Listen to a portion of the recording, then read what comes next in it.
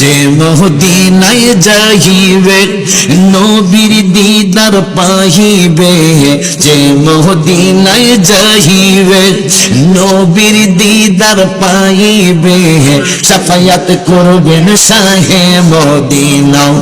বাবা শোনো না হাদিসে পাকের বর্ণনা। মারহাবা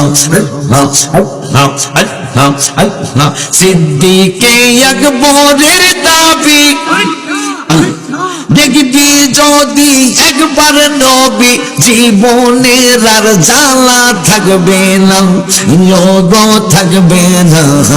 আবু বকর অবশেষে জায়গা পাইল নবীর পাশে, আবু বকর অবশেষে জায়গা পাইল নবীর পাশে, আনন্দের আর সীমা রইল না।